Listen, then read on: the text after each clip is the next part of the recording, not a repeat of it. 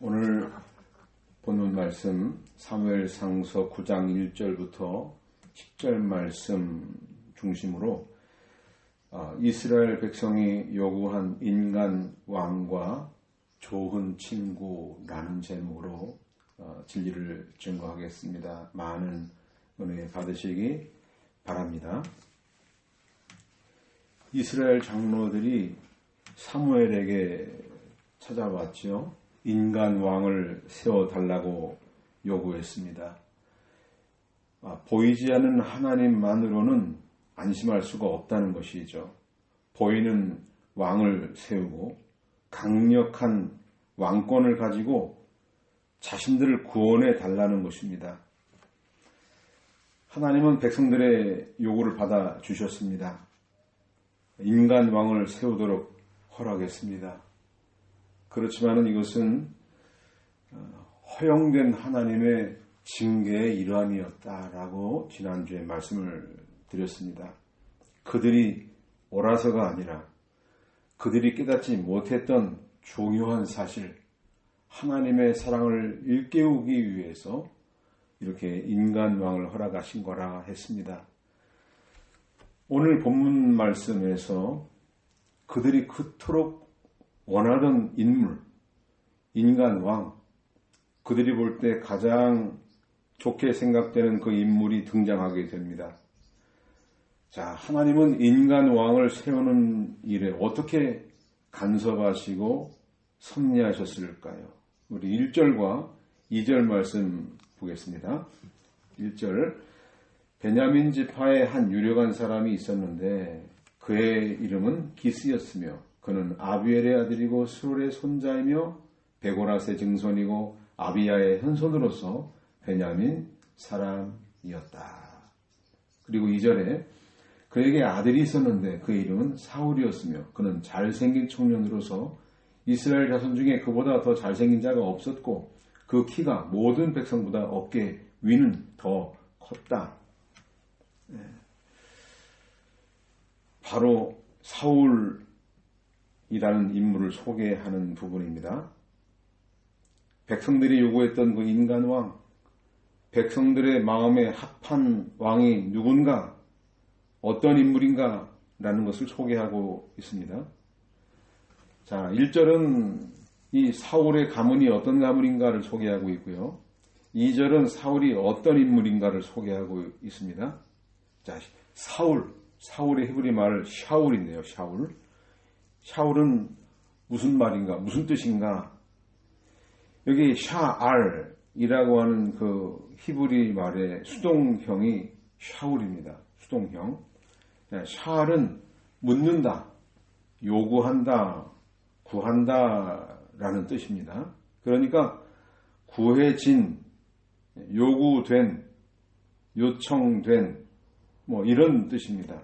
그러니까 샤울이라는 그 이름의 뜻은 이스라엘 백성들이 요구하여 얻은 왕이라는 그런 의미를 담고 있습니다.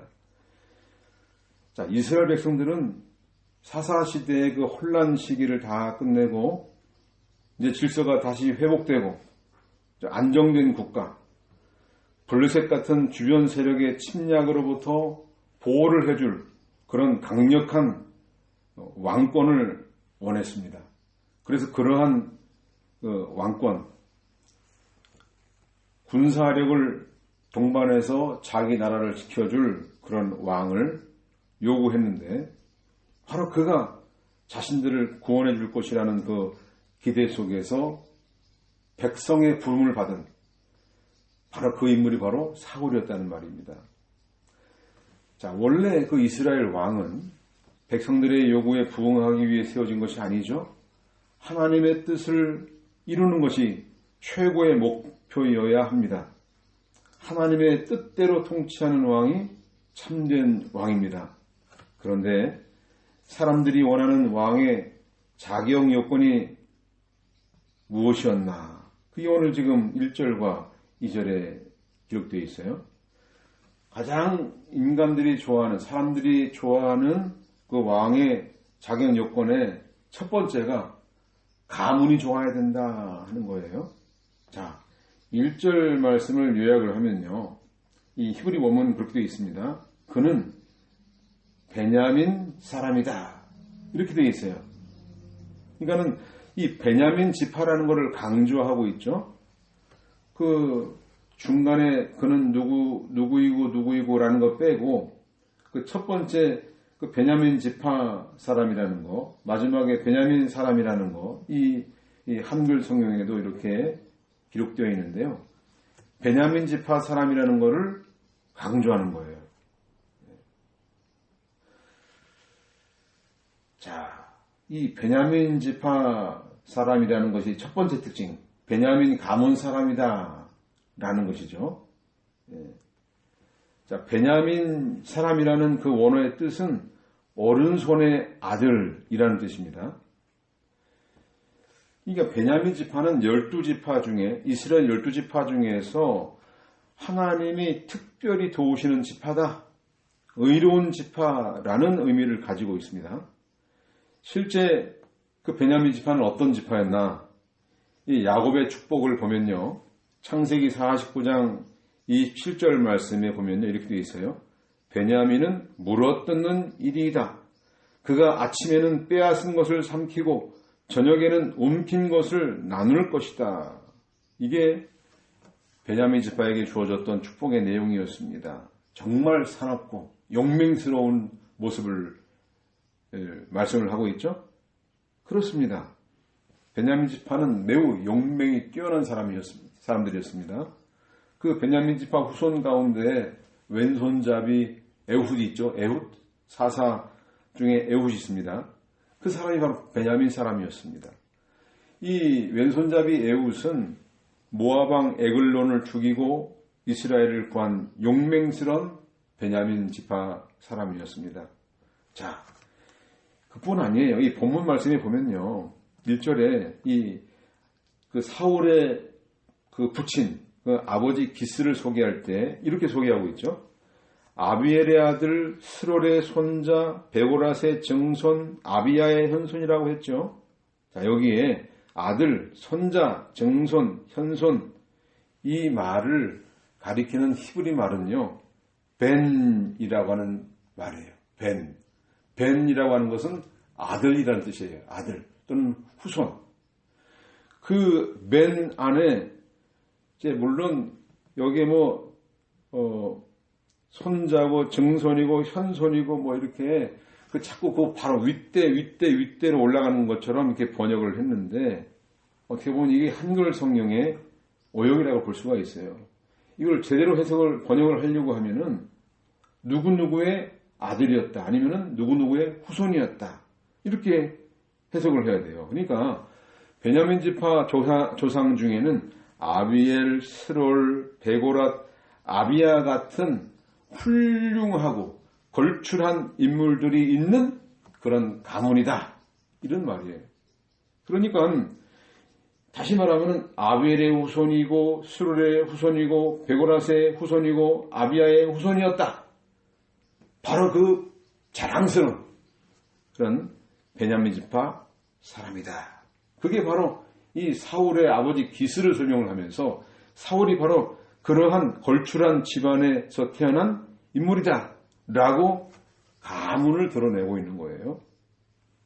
자, 사람들은 가문 자랑하는 거 좋아하죠? 자, 이렇게 훌륭한 가문에서 태어났으니까 왕으로서 적합하지 않느냐? 그런데요, 이 하나님께서는 이런 거 자랑하지 말라고 그랬어요. 가문 자랑할 게 못 됩니다. 예레미야 9장 23절에 보니까 여호와께서 이같이 말씀하신다. 지혜자는 자기의 지혜를 자랑하지 말며 힘센 자는 자기의 힘을 자랑하지 말고 부자는 자기의 부를 자랑하지 마라. 24절 자랑하는 자는 이것을 자랑할 것이니 곧 명철하여 나를 아는 것과 곧 나 여호와는 인애와 공평과 정의를 땅에 행하는 줄 아는 것이다. 내가 이것을 기뻐하노라. 여호와의 말이다. 이렇게 말씀하셨습니다. 인간의 것들 자랑할 게 못됩니다. 그런 것이 우리의 정체성이 되어서는 안 되겠어요. 이 기스, 여기에 또 이 가문이 어떤 특징을 가지고 있나, 여기 기스라는 사람을 얘기할 때 1절 첫 번째 부분에 베냐민 지파의 한 유력한 사람이 있었는데 그랬어요. 유력한 사람. 이 유력하다는 이 말은 권력이 강하고 영향력이 크다라는 뜻이 있고요. 또 하나는 재물이 많다는 뜻도 있습니다. 이 권력과 부, 두 가지를 같이 갖춘 그런 인물이었다는 것입니다. 이 3절에 보면은요, 이 사울의 아버지 기스가 암나귀들을 잃은 장면이 나와요. 암나귀 한 마리가 아니라 여러 마리를 잃었어요. 이 암나귀를 길렀다 하는 걸 보면은요, 굉장한 부자인 걸 알 수 있어요. 당시 나귀는 매우 중요한 재산이었습니다. 당시에 나귀가 하는 일은 몇 가지가 있는데요. 짐을 실어서 나르는 일, 사람을 태워서 이동하는 수단으로서 사용이 됐고, 농사 지을 때 또 거기에 그 농사 수단으로 이용하는 것도 나귀였어요. 나귀는 굉장히 중요했습니다. 게다가 여기 암나귀들이라고 그랬죠. 나귀의 암컷들, 후손을 생산하는 나귀들이기 때문에 이것도 한두 마리가 아니고 여러 마리니까 사실 엄청난 부자입니다. 축산업을 하는 사람들이 암컷을 매우 중요하게 생각을 합니다. 암컷이 알을 낳기 때문이고 암컷이 새끼를 낳기 때문이죠. 암컷이 훨씬 더 가치가 있고 비쌉니다. 이런 암나귀들을 이렇게 여러 마리를 기르는 이런 집안, 남 부러울 것이 없는 것이죠. 아까도 얘기했지만 베냐민 사람이라는 걸 2번이나 강조를 했다고 그랬어요. 자, 가문도 좋고 또 집안도 좋습니다.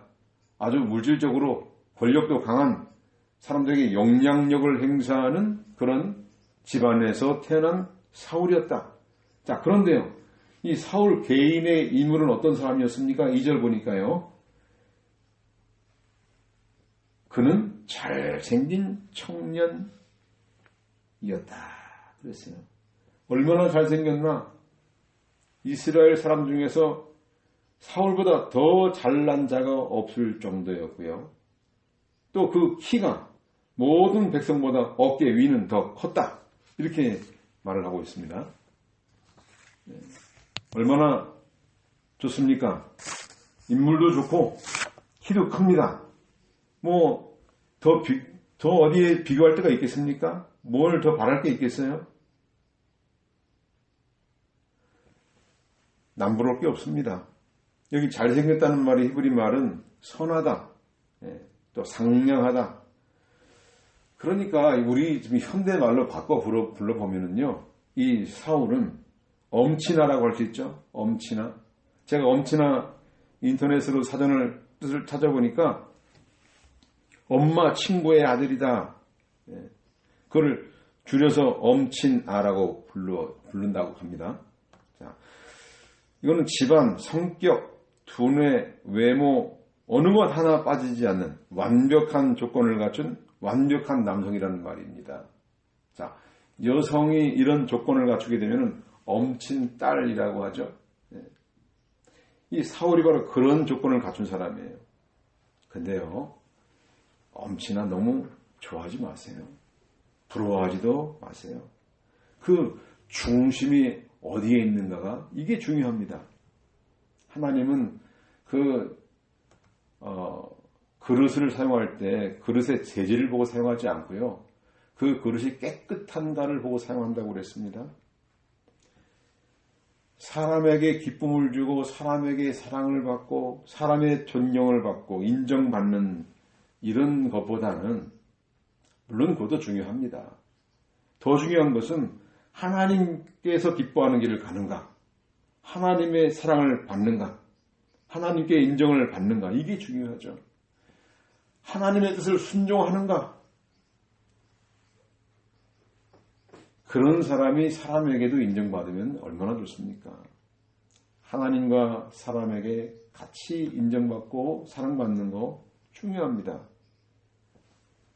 자, 이 사울, 겉으로 볼 때는 이런 사람들의 왕으로서 갖추어야 될 요구 조건을 충족한, 인간적으로 볼 때는 완벽하게 왕의 자격을 갖춘 인물이었습니다.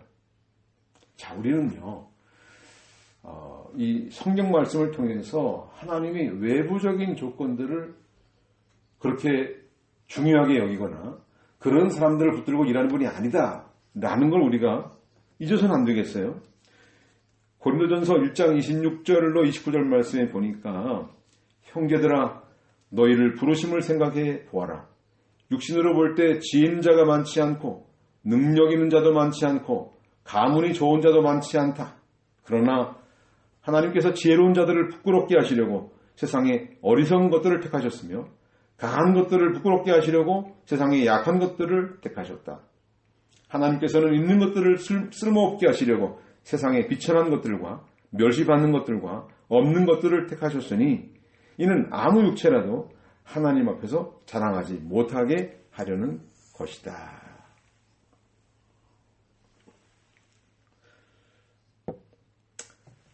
이런 거 자랑하지 마십시오. 이거는 잘 돼도 그렇고 못돼도 큰 문제가 되지 않습니다. 그런데 이렇게 훌륭한 집안에 어느 날 갑자기 우환이 찾아왔습니다. 여기에 3절에 보니까 사울의 아버지 기스가 암나귀들을 잃고 그의 아들 사울에게 말하기를 종들 중 한 명을 데리고 가서 암나귀들을 찾아라. 자, 아버지가 기르던 암나귀 여러 마리가 갑자기 없어졌어요. 나귀들이 탈출을 했는지 누가 데려갔는지 전혀 알 수가 없어요. 그 행방이 묘연해서 도무지 추측할 수가 없어요. 그러니 얼마나 당황스러웠겠습니까? 자, 이제까지 그런 일이 없었죠. 그런데 갑자기 이런 우환을 만났어요. 자, 우리는 어떤 자세를 가져야 될까요? 로마서 8장 28절 말씀, 하나님을 사랑하는 자, 곧 그분의 뜻대로 부르심을 받은 자들에게는 모든 것이 합력하여 선을 이룬다는 것을 우리는 안다. 우리에게 어떤 일이 생겨도 하나님이 다 간섭하신다는 얘기예요. 머리카락까지 세심받았다고 그랬습니다. 참새 2마리가 한 아싸리에 팔리는 것도 하나님의 그 결정에 달려있다. 우리는 하나님의 주권과 섭리를 확신을 하고 사는 사람들입니다. 자, 이런 어려움이 찾아왔을 때 얼마나 많이 근심이 될 만하잖아요. 예, 아버지가 아들에게 심부름을 시켰습니다. 잃어버린 나귀를 찾아와라. 이런 심부름이에요. 그런데 떠날 때 종 한 명을 같이 데리고 떠나라. 이랬어요. 이렇게 어떤 목적을 위해서 길을 갈 때 혼자 가는 것보다 두 사람이 가는 게 좋습니다. 서로 도울 수 있잖아요. 협력할 수 있잖아요. 서로 위로할 수 있고 격려할 수 있어요. 한 사람이 위험에 빠지면 한 사람이 도와줄 수 있습니다. 자, 이런 일이 생겼을 때 하나님이 내게 어떤 복을 주시려고 하는 걸까? 이런 기대감을 가져야 되겠어요. 자, 사울이 그 심부름을 이제 하는데요. 4절에 보니까요. 여기저기 다녔습니다. 그가 에브라임 산지와 살리사 땅으로 두루 다녔지만 찾지 못했고 사알림 땅으로 두루 다녔으나 없었으며 베냐민 땅도 두루 다녔으나 찾지 못했다. 이렇게 이게 아마 이제 이 거리를 재보니까 대략 40km 이상 되는 정도의 그 상당히 먼 거리, 산지를 다녔으니까 얼마나 허망하겠습니까? 이 험난한 이 길을 찾아 헤맸어요. 어떤 일을 위해서? 아버지의 암나귀들을 찾으려고. 암나귀들을 찾는 것이 이 사울에게서는 굉장히 중대한 사명이었죠. 자, 그런데요, 이 사울이 다니다가 찾다가 헤매다가 이제는 도저히 못 찾겠어요. 그러니까 이렇게 얘기를 해요. 바로 여기 숲이라는 곳에 도착했을 때 이런 얘기를 해요. 돌아가자. 내 아버지가 암나기들보다 오히려 우리를 걱정하실까 염려된다. 자, 아버지를 생각하는 마음 얼마나 좋습니까? 이 사울은요, 굉장히 인간적인 사람입니다. 인간적으로 인정이 많은 사람이에요. 또 성실하고 충성스러운 사람입니다. 이 사람 됨됨이도 참 좋았던 것 같아요. 아버지의 마음을 걱정하는 이런 마음 얼마나 좋아요. 지극정성 부모님을 섬기는 사람들 우리 주변에 많죠? 예수 안 믿어도 그래. 예수 안 믿고 교회 안 나가도 얼마나 사람 좋은지 몰라요. 아, 저 사람은 법 없어도 살 사람이야. 이런 사람들, 직장에서도 충성하는 사람들, 직장을 위해서 자기의 모든 것을 들여서 헌신하는 사람들 많습니다. 이웃과의 관계도 원만하고요. 사람들의 존경을 받는 사람들 많아요. 그런데요, 우리는 잊지 말아야 되는 거. 아무리 좋은 성품, 아무리 좋은 인격, 아무리 선한 그런 도덕적 행위를 가진다 할지라도 예수 그리스도의 십자가 구속의 은혜를 입지 않은 상태, 십자가 구속의 은혜로 그 피 뿌림을 받지 않은 그런 죄인의 상태, 부패한 상태로는 하나님의 그 진정한 사명을 감당할 수가 없습니다. 이 십자가를 통과한 사람들은요, 자기 비참함을 아는 사람입니다. 자기가 얼마나 부도덕하고 흉악한 주인인가를 깨달은 사람이에요. 언제든지 실패할 수 있는 사람이라는 걸 아는 사람들이죠. 그래서 요셉은 보디발의 아내가 유혹을 할 때 그 자리를 박차고 나갔죠.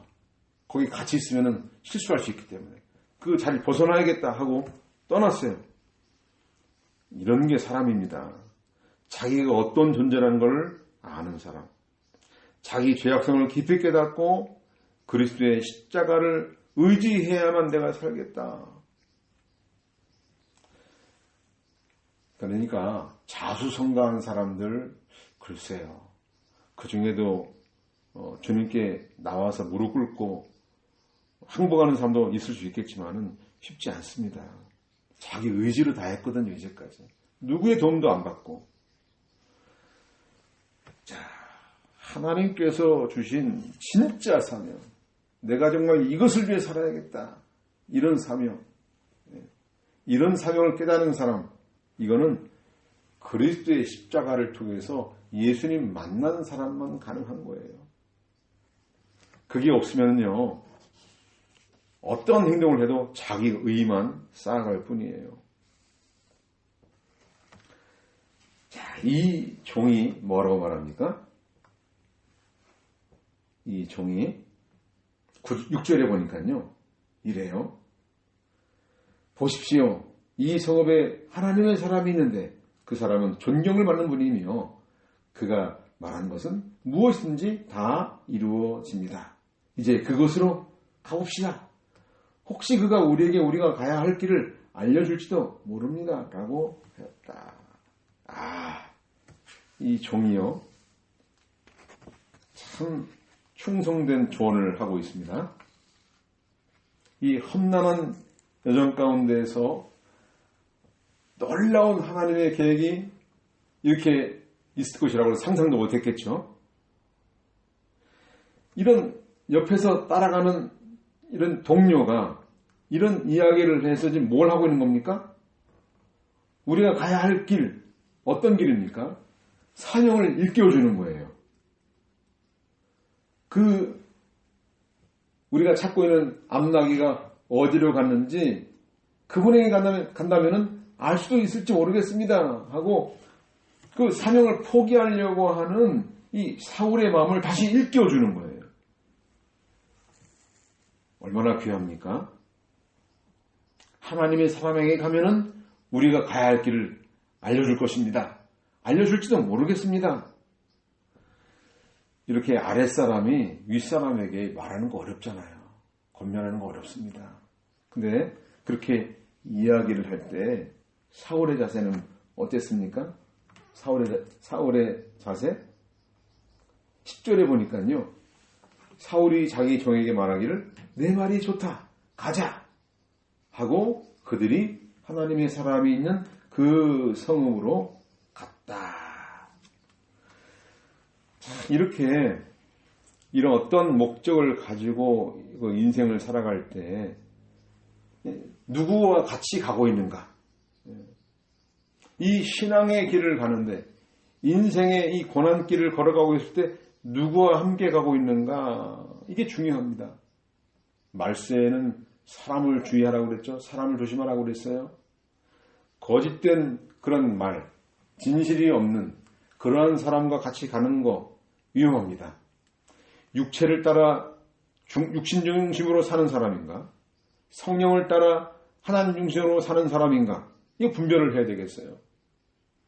이 분별이 안 되면 세상 따라가게 되어 있습니다. 감정 따라가게 되어 있어요. 이 잘못된 길로 인도해서 가면 같이 빠져 죽기 때문에 이 누구를 만나는가가 참 중요하죠. 바른 길로 인도하는 지도자를 만나는 거 굉장히 중요합니다. 그러한 지도자, 그러한 동료, 그러한 배우자 중요합니다. 잘못하면은요 하루아침에 쪽박차고 망해요. 그 인생이 비참해지기도 합니다. 여러분은 어떤 사람을 만나고 그분과 함께 동행하고 있습니까? 난 그런 사람 없어요. 나는 친구가 없어요. 정말 친구가 없습니까? 오늘도 찬송가 불렀죠? 찬송가 88장 불렀는데요. 우리 가장 좋은 친구 누굽니까? 바로 예수 그리스도. 내 진정 사모하는 친구가 되시는 구주 예수님은 아름다워라. 산 밑에 백합하여 빛나는 새벽별 주님 형언할 길 아주 없도다. 그분이 우리에게 향기를 우리에게 베풀어 주시고요. 또 빛나는 새벽별이 되어서 우리의 갈 길을 인도해 주셔요. 내 마음이 아플 적에 큰 위로가 되시며 나 외로울 때 좋은 친구라. 마음 아플 때 어떻게 하십니까? 사람 찾아가십니까? 무언가로부터 위로를 받으려고 애를 쓰십니까? 거기에 위로가 없습니다.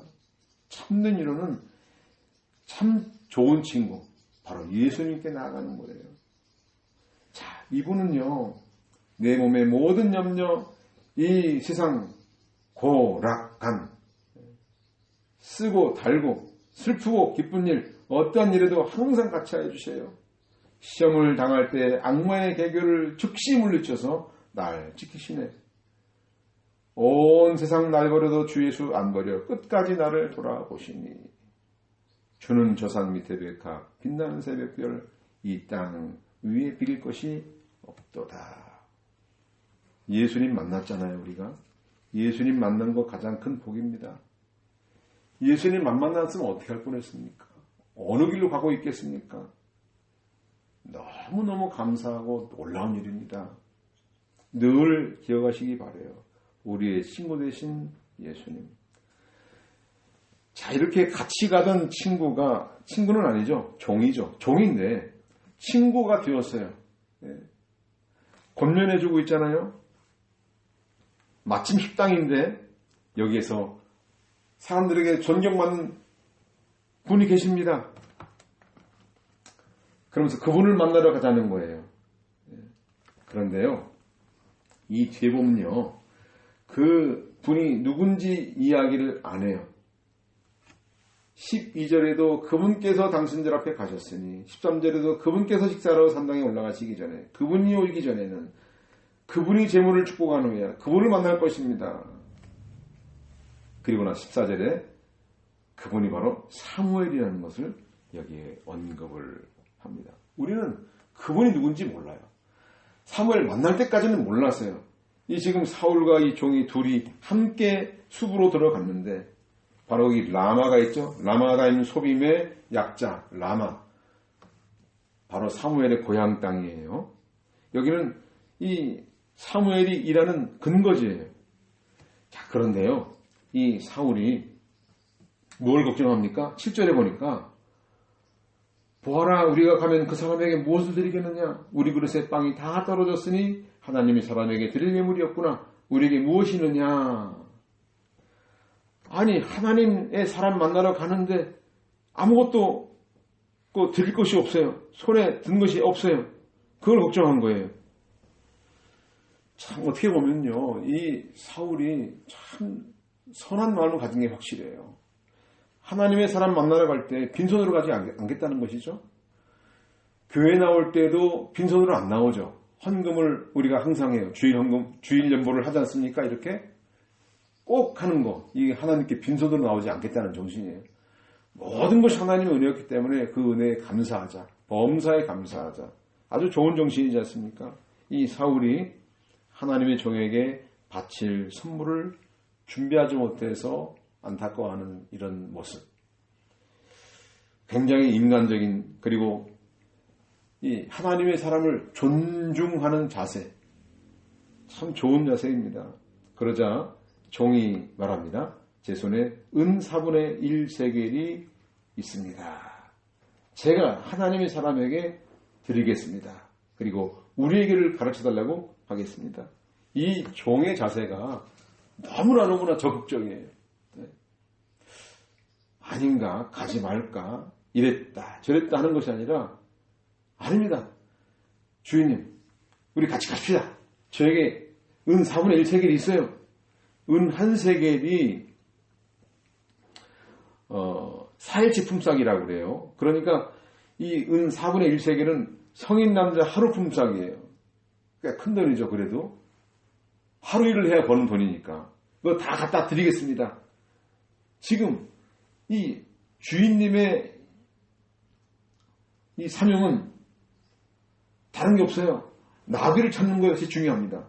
나귀를 찾아야겠는데 하나님의 사람에게 있으면 길이 있을 것입니다. 하고 자기 것을 데려가면서 권면을 하고 있는 거예요.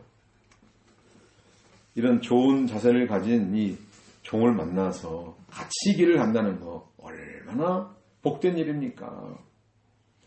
전도서 4장 9절로 10절에 보니까 두 사람이 한 사람보다 나은 것은 그 둘이 함께 일하여 좋은 보상을 받을 것이기 때문이다. 만약 그들이 넘어지면 한 사람이 자기 동료를 일으켜 세울 것이나 넘어져서도 자기를 일으켜 세워줄 다른 이가 없는 사람에게는 화가 미칠 것이다. 그래서요, 목회도 두 사람이 같이 하는 게 그게 아름다운 것이죠. 목사 혼자 설교하고 북치고 장구치고 하면은 이 목사가 바른 길로 가는지 그릇된 길로 가는지 누가 얘기해 줍니까? 집사님들이 얘기해 줍니까? 누가 얘기해 줘요? 그래서 자기 배우자 그 두 사람은 굉장히 가까운 친밀한 관계잖아요. 그러면 얘기를 해줘야죠. 그리 가면 안 돼. 이리 가야 돼. 그럼 또 그걸 고민하면서 바른 길을 찾으려고 애를 쓰지 않겠습니까? 자, 여기에 이 종이 이런 말로 같이 붙였어요. 9절에 보니까 옛날 이스라엘에서 사람들이 하나님께 가서 물으려 할 때에는 선견자에게 가자라고 하였으니 오늘의 선지자가 옛날에는 선견자로 불렸다. 아마 이 글을 쓴 저자는 당시에 선지자라는 말이 있었는데 이 선지자라는 말이 요 사울 당시에는 없었다고 좀 해석을 한 것 같아요. 그 당시에 선견자라는 말을 썼다는 것이죠. 그리고 선견자라는 말이 나중에 선지자와 연합이 돼서 같은 용어로 이제 불려지게 되는데요. 이 선견자와 선지자, 이 어떤 차이가 있을까요? 우리가 보통 선지자라고 듣게 되면은 어떤 생각이 들어요? 이 선지자가 미래의 일을 미리 말하고 앞서서 예언하는 그런 예언하는 사람이라고 착각을 많이 합니다. 그런데요, 이 선지자들이 받았던 그 사명 가운데에서 장래에 있을 일을 예언하는 일은 사실은 그의 사명 가운데서 아주 적은 부분이었어요.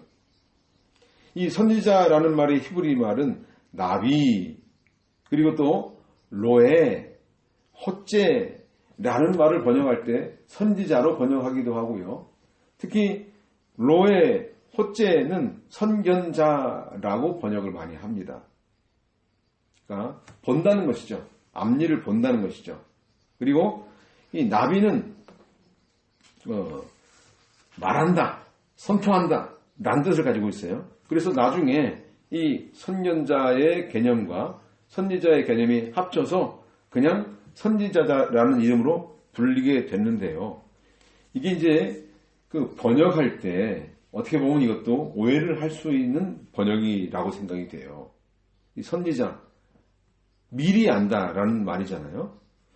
이게 영어에 그 prophet이라는 말로 이제 번역을 합니다. prophet, P-R-O-P-H-E-T. 이게 이제 선지자를 번역할 때 영어로 하는데요. 프로라고 하면은 앞이라는 뜻이죠.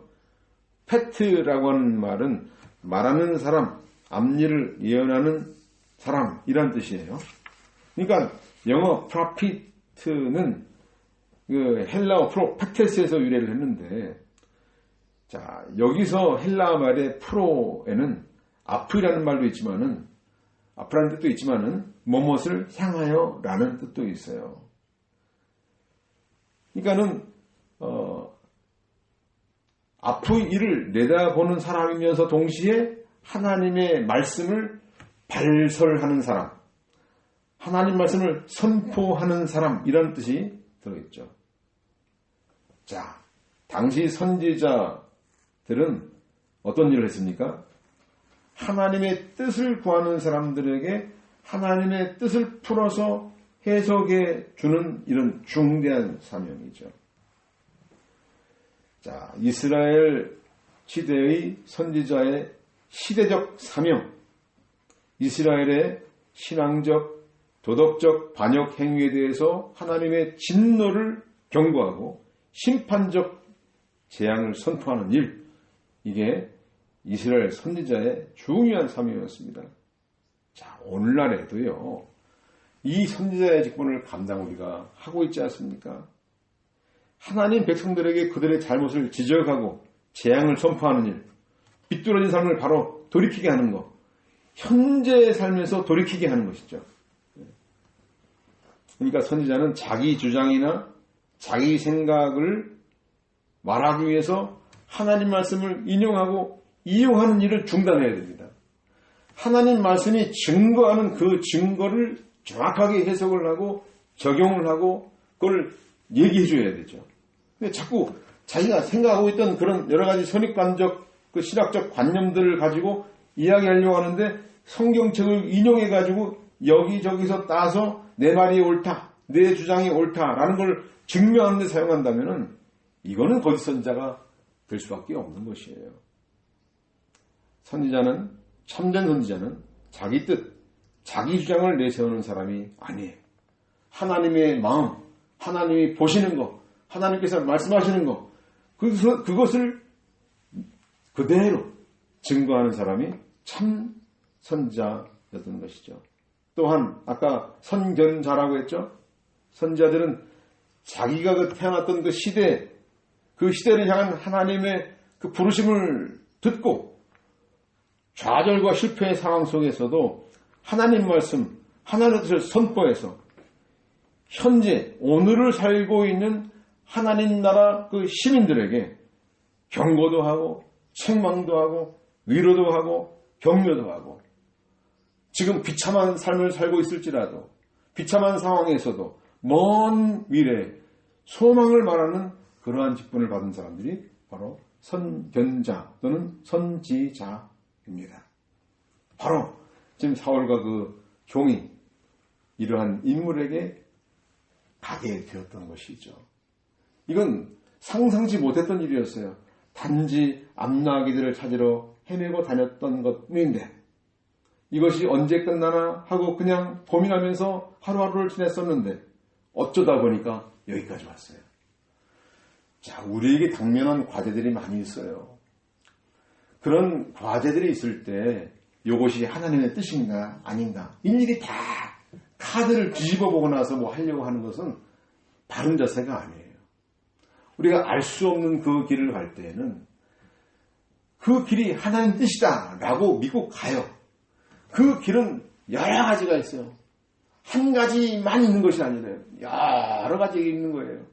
만약에 이게 앞락이 잃어버리는 하는 뜻이었어. 찾을 필요 없어. 가만히 있어야 되겠습니까? 찾아야죠. 찾으러 갈 때 걸어가야죠.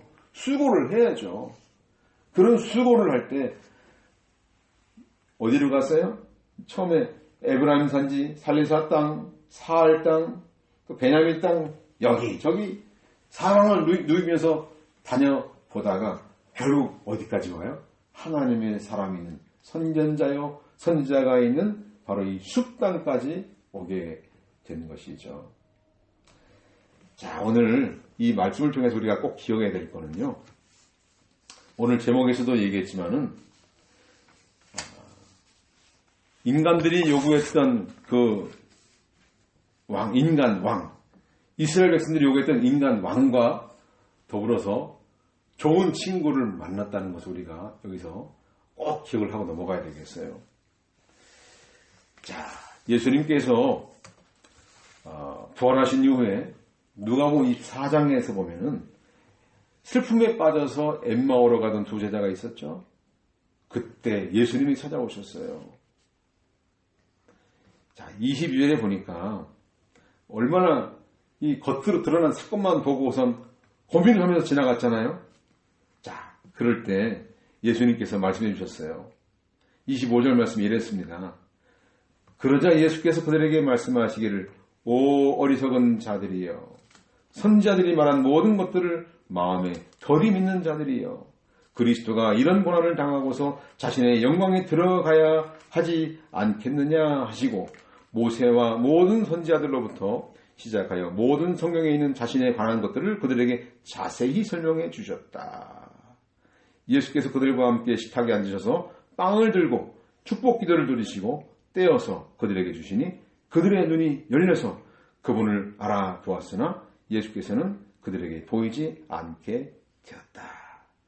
자, 예수님이 바로 이런 친구라 이거죠. 분명히 부활하신 예수님, 부활하신다고 했는데 무덤을 가서 봐도 그 시체가 없는 걸 보면서 부활하신 예수님 그를 믿고 기뻐하지 않고 슬픔에 빠져버렸어요.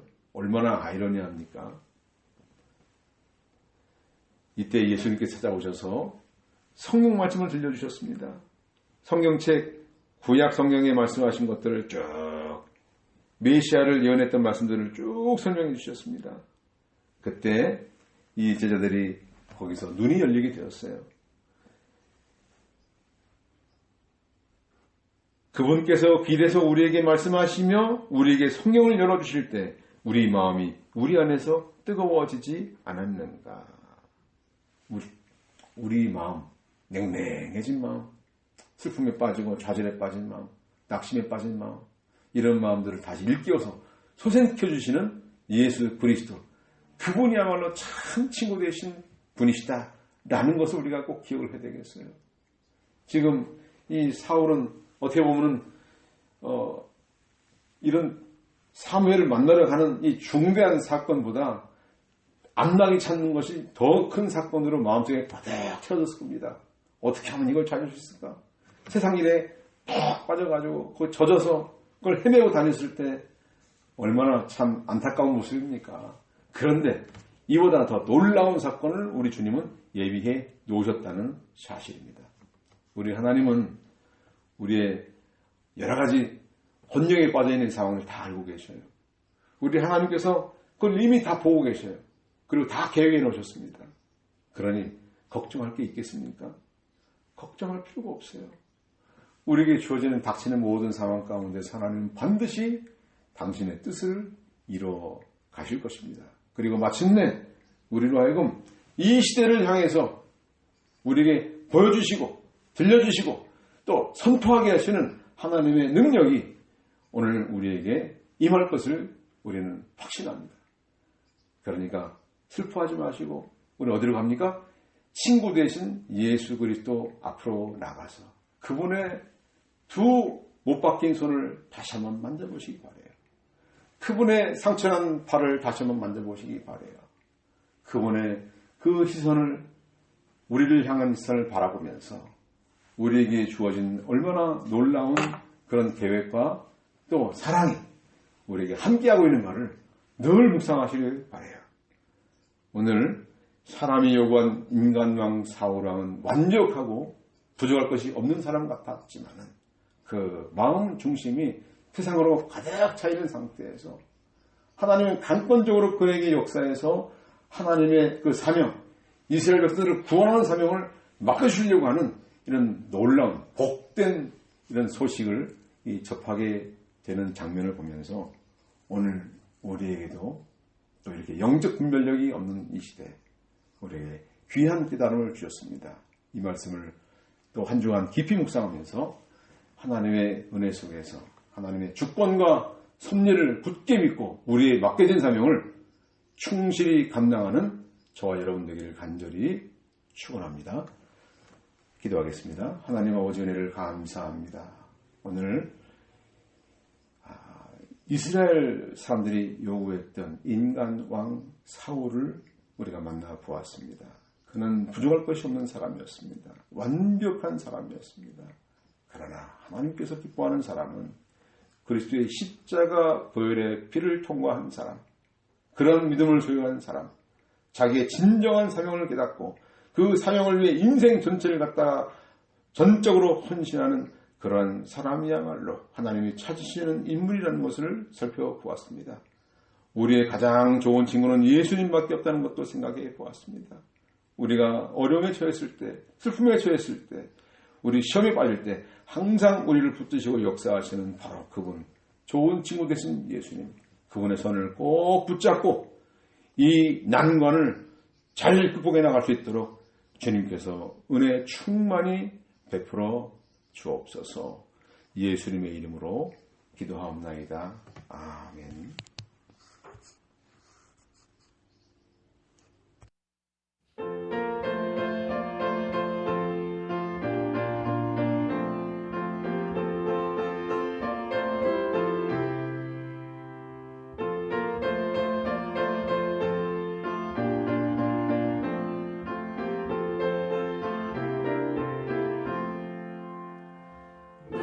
진정 사모하는 친구가 되시는 우주 예수님은 아름다워라.